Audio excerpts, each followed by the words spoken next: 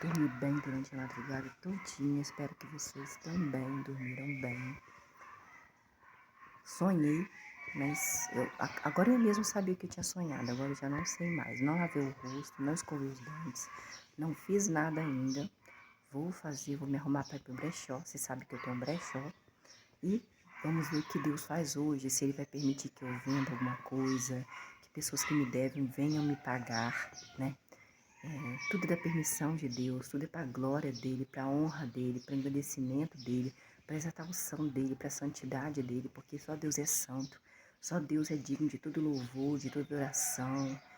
Deus é maravilhoso, Deus é bendito, e nós temos que dar glórias a Ele o tempo todo, pois Ele é dono de todas as coisas. Não há dinheiro, não há ser humano que se compare a este Deus tão maravilhoso.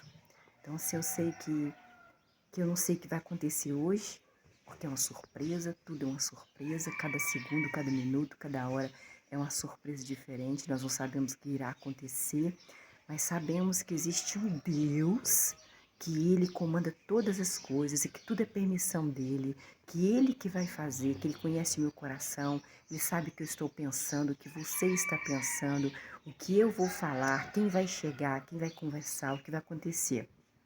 Então, este Deus, ele tem todo o poder e o único poder, porque não existe poder. Não existe poder de dinheiro, o dinheiro acaba. Não existe poder de vida, porque a vida, a beleza física acaba. Não existe poder de vida, porque a vida acaba. Então, o único que tem poder e que nunca acaba, nunca, é de Deus. E esse que nós devemos glorificar. É esse que nós devemos exaltar. Você está triste porque um ser humano fez mal para você? Então, coloque o seu joelho no chão, comece a orar a Deus, comece a colocar nas mãos de Deus essa pessoa, comece a perguntar para Deus o porquê ela está fazendo isso com você, porque Ele tem a resposta. Ele não vai te dizer aqui, ó, igual eu estou conversando com você com palavras, mas Ele vai te dizer, abra os olhos e os ouvidos, porque Ele vai fazer com que você veja o motivo dessa pessoa fazer tanta maldade com você, o motivo dessa pessoa não gostar de você, o motivo dessa pessoa, ela ou é por dinheiro, ou é por inveja, ou por uma coisa, e Ele tira a pessoa do caminho. Uma hora eu vou contar para vocês, é porque hoje eu tenho que ler o capítulo 20 de Juízes, que é o Antigo Testamento, mas eu vou contar uma coisa que aconteceu comigo, que é um testemunho a favor de Deus, um testemunho para glorificar e exaltar a Deus, porque nós somos testemunhas vivas de Deus. Quando nós queremos, quando nós lutamos, porque é uma luta diária para não entristecer Deus. É uma luta diária para você olhar para dentro de você e você começar a pesquisar os seus sentimentos dentro de você. O que você sente? Por que você sente isso? Por que você tem vontade de fazer isso? Por quê? Por que você não luta contra esse sentimento que você tem? Por que você se deixa bater por esse sentimento? Por que você não confia mais em Deus? Por que você não se apega mais em Deus?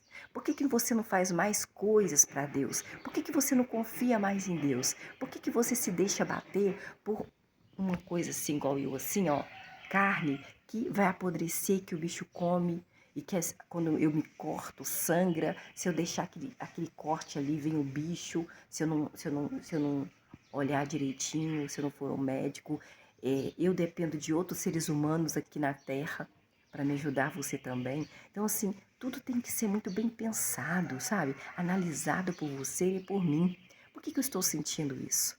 Por que eu não luto contra esse sentimento? Por que está doendo tanto? E se está doendo tanto, por que eu não coloco na mão de Deus para Ele tirar esse sentimento de mim? Porque Ele tira, gente. Teve épocas que eu gemia de dor por causa de uma pessoa. Gostava de um rapaz e quando dava madrugada ele não gostava de mim. Ele queria só me usar. Eu gemia de dor, mas eu conversava com Deus, na cama, deitada. Senhor, tira essa pessoa de mim. Senhor, por favor, tira essa pessoa da minha vida. Senhor, estou sofrendo demais. Senhor, por favor, eu não quero mais fazer isso. Senhor, me sonda. Por favor, me ajuda. Tira essa pessoa de perto de mim. Tira essa pessoa da minha vida. Eu não quero mais me lembrar dela. Eu não quero mais gostar dela. E só o Senhor pode ter esse sentimento de mim, porque eu estou sofrendo demais. Gente, olha, Deus foi fazendo com que essa pessoa foi me decepcionando tanto na minha cara, tanto, engravidou uma outra pessoa.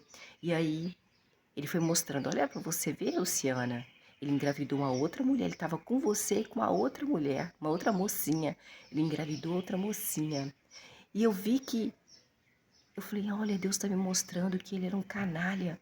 Ele estava comigo e estava com a outra moça, eu não sabia, dizendo que me amava, que gostava de mim, que me amava, fazia planos comigo e estava ficando com uma outra moça. Esse cara é mau caráter demais. Eu não mereço isso, não.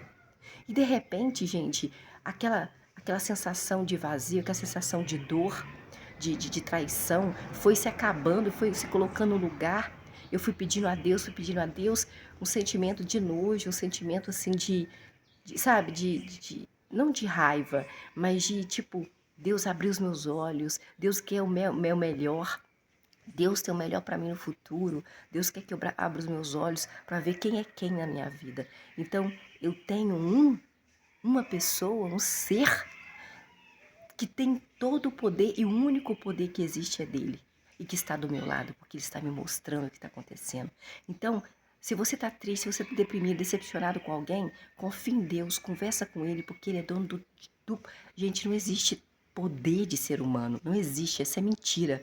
Existe poder de Deus, Pai de Jesus, esse que nós devemos glorificar, esse que nós devemos pedir, esse que nós devemos ajoelhar no nosso quarto em secreto e falar com ele em secreto o que estamos sentindo. Ele gosta que a gente fale para ele. Ele já sabe, mas ele gosta que a gente confie nele para falar para ele, para pedir para ele, porque ele gosta de ser glorificado e depois você vai dar testemunho do que aconteceu na sua vida para ele. Então vamos ler o capítulo Juízes. No outro vídeo nós conversamos mais um pouquinho e eu vou te contar coisas que aconteceram na minha vida, gente, que Deus me livrou. Juízes, capítulo 20, é no Antigo Testamento. O Antigo Testamento é aonde, Luciana? É aqui, ó. Você começa da primeira página. Você não vai ficar folheando uma folhinha ali, outra folhinha aqui, não. Senão você não vai entender. A pessoa que fizer isso com você, ela não quer que você aprenda. Nós sempre aprendemos Nós nascemos e aprendemos tudo devagar. É assim, tá bom? Raciocinando, pensando, vendo esse vídeo 10 vezes, 20 vezes, novamente, limpando a casa, varrendo o terreiro, fazendo o que você quiser. Coloca aí, quando você estiver lavando roupa, você vai observar e vai começar a observar o que eu estou falando. Não precisa de olhar para mim. Observe as minhas palavras, porque as minhas palavras é o que está escrito na palavra de Deus, na palavra daqueles que viveram naquela época. Então vamos aí, Juízes, capítulo 20, versículo 21. 21 não, 1, me desculpe, só para você rir um pouquinho, mas eu errei mesmo. Juízes, capítulo 20, versículo 1. Portanto, todos os israelitas... Luciana, quem é israelitas? Israelitas é descendente de Jacó, pai de José do Egito, porque ele lutou com um anjo, aí ele ganhou desse anjo, que ele queria uma bênção. Aí o anjo perguntou, qual que é o seu nome? Ele falou, Jacó. Não, daqui para frente o seu nome não vai ser mais Jacó. O seu nome vai ser Israel. E Israel, que era Jacó, foi para o Egito por causa das pragas. Lembra daquelas pragas? E do sonho que o faraó teve de 7 anos de fartura, 7 anos queria passar fome. E José foi o segundo depois de faraó, um israelita. Porque um egípcio é diferente de israelita, tá? Israelita é o povo que Deus escolheu para adorar a Ele, glorificar Ele, exaltar Ele. Então, daqui para frente, o povo de Jacó ficou ali no Egito, numa parte do Egito, e foi se multiplicando, porque para Deus, bênção é você multiplicar com filhos. Naquela época, tem muitos e muitos e muitos e muitos filhos.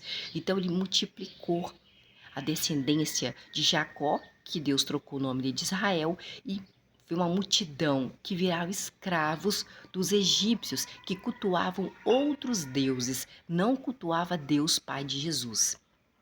Portanto, todos os israelitas saíram desde um lugar chamado Dan até Berseba e da terra de Gileade.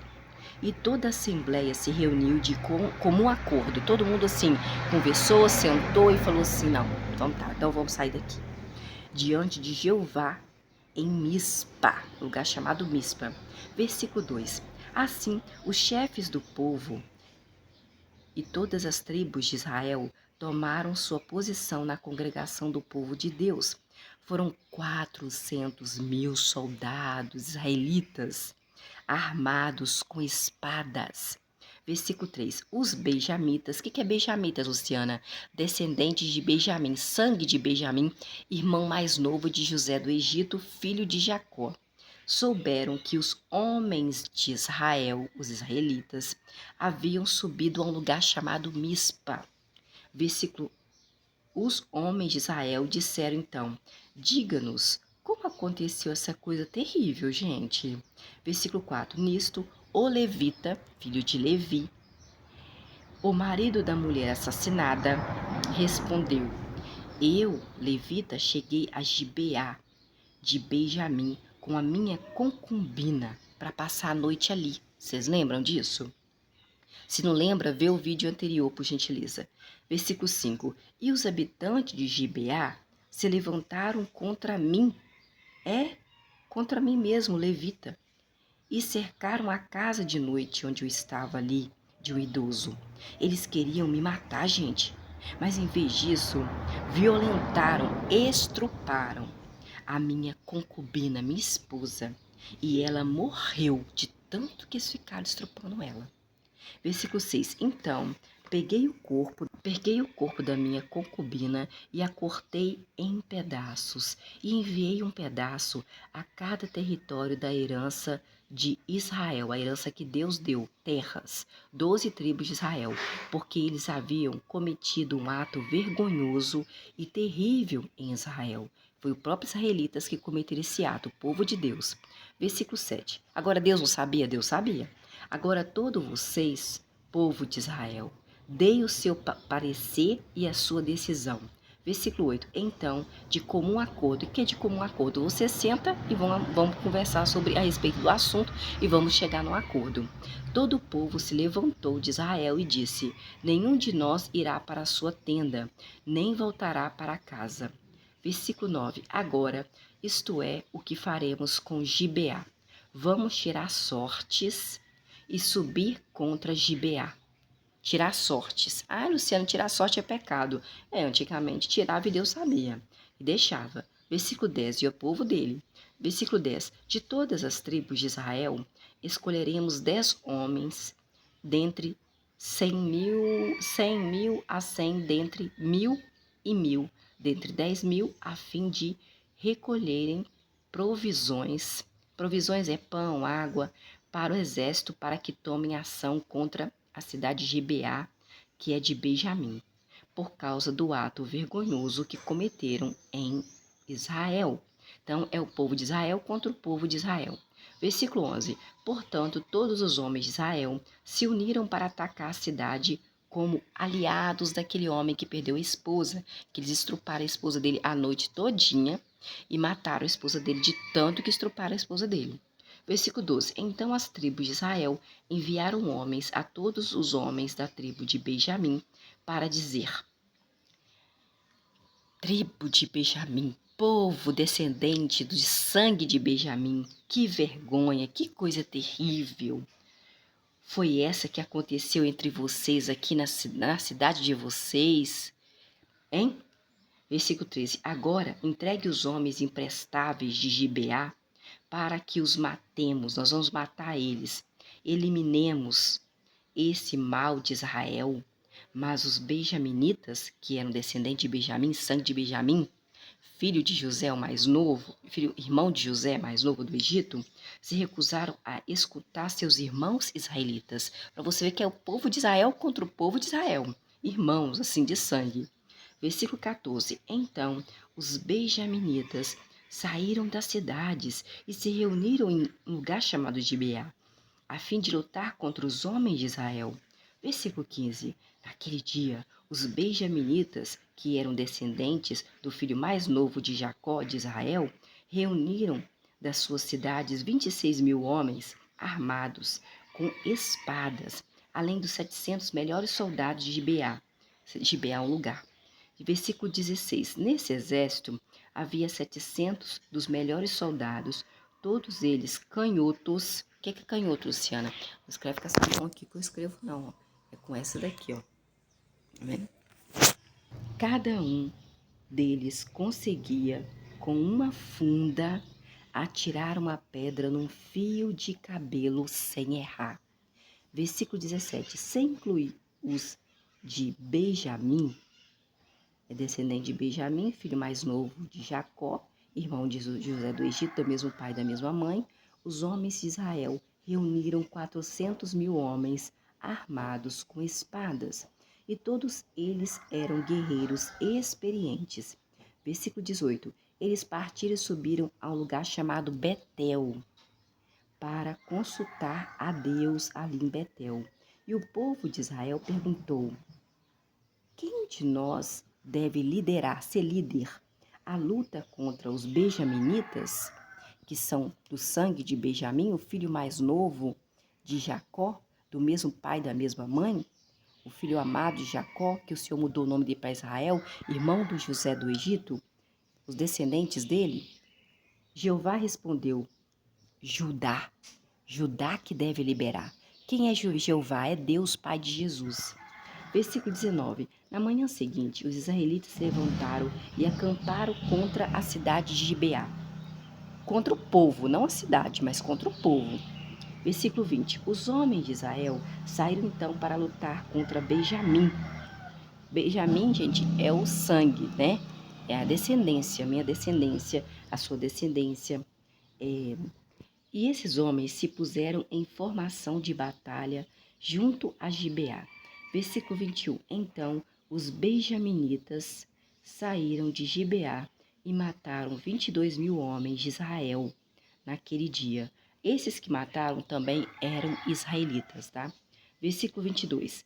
No entanto, os homens do exército de Israel se mostraram corajosos e novamente se puseram em formação de batalha no mesmo lugar do primeiro dia, Gibeá.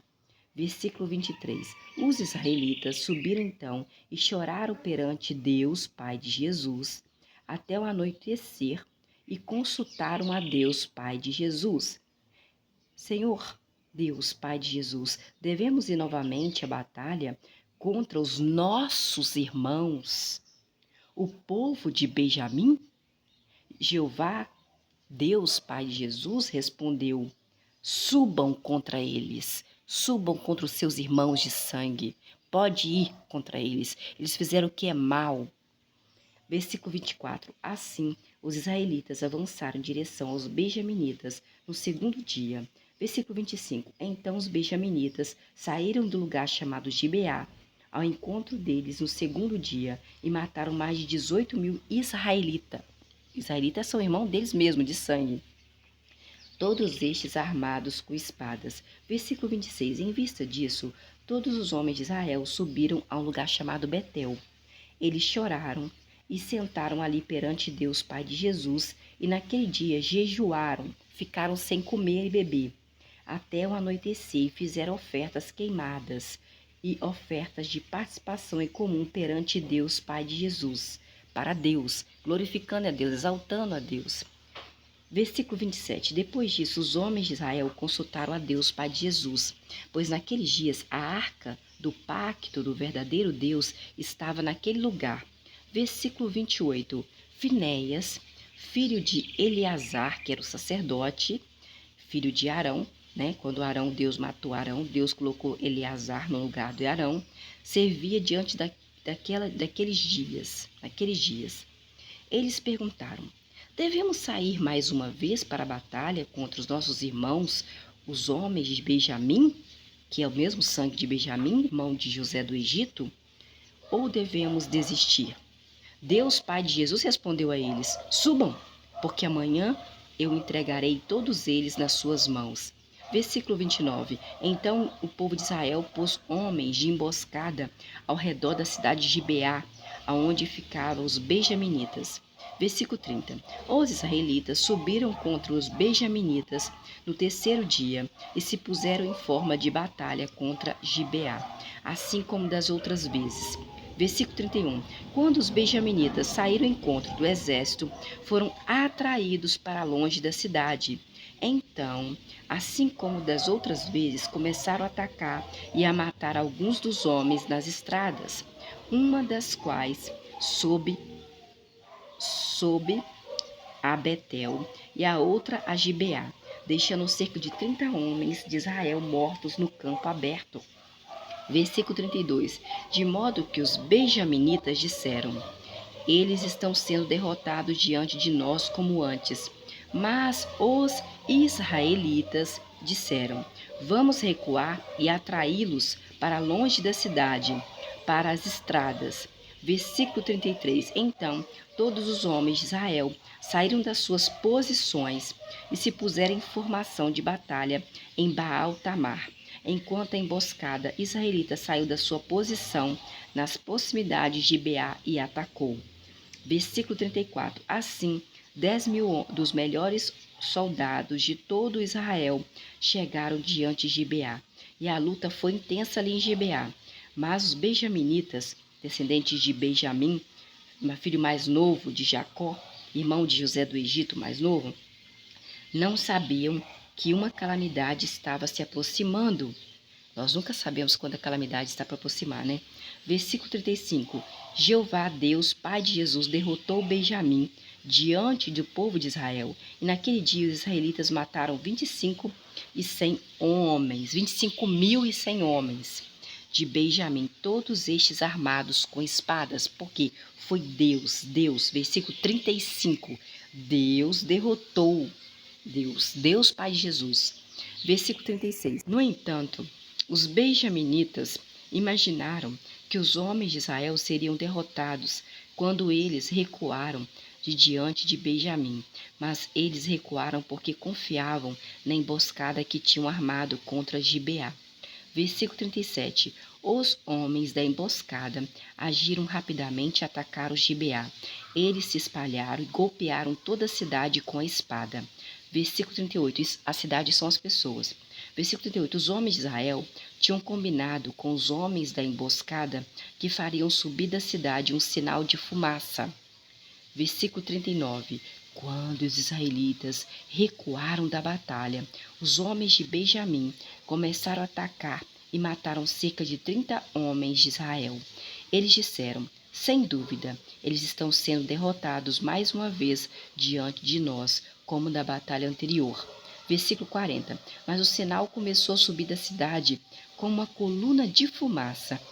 Quando os homens de Benjamim se viraram para olhar, viram as chamas da cidade inteira subindo para o céu. Versículo 41. Então os homens de Israel deram meia volta e os homens de Benjamim ficaram desanimados, pois viram que a calamidade os havia atingido por ter feito o que fizeram. Versículo 42. Por isso, fugiram de diante dos homens de Israel em direção ao deserto, mas não conseguiram escapar da batalha. Os homens que vinham das cidades também os matavam. Versículo 43. Cercaram os benjaminitas e os perseguiram de modo implacável. Eles os esmagaram bem na frente de Gibeá, ao leste da cidade de Gibeá. Versículo 44. Por fim, 18.000 homens de Benjamim morreram. Benjamim era descendente de Israel, tá? É israelitas, igual os outros. Os israelitas estavam lutando contra os israelitas. Todos eles guerreiros valentes. Versículo 45. Os homens de Benjamim se viraram e fugiram para o deserto, para o rochedo de Rimom. E os israelitas mataram 5.000 homens deles nas estradas e continuaram a persegui-los até um lugar chamado Gidom. Assim mataram mais 2.000 homens ali. Versículo 46. Todos de Benjamim, descendente sangue israelita também, irmão mais novo de José do Egito, que foram mortos naquele dia, somaram 25.000 homens, armados com espadas, todos eles guerreiros valentes. Versículo 47. Mas 600 homens fugiram para o deserto, para o rochedo de Rimom, e ficaram no rochedo de Rimom por 4 meses. Versículo 48. E os homens de Israel se voltaram contra os benjaminitas, que eram descendentes de Jacó, de Israel, que Deus mudou o nome de Jacó para Israel. Eram todos do mesmo sangue, tá? e golpearam com a espada todos os que moravam nas cidades, tanto homens como animais, tudo o que restou.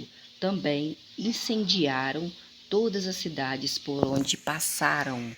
Todos eram descendentes dos mesmos sangue, tá bom? Só que, né, cada um faz uma escolha de vida, assim como nós.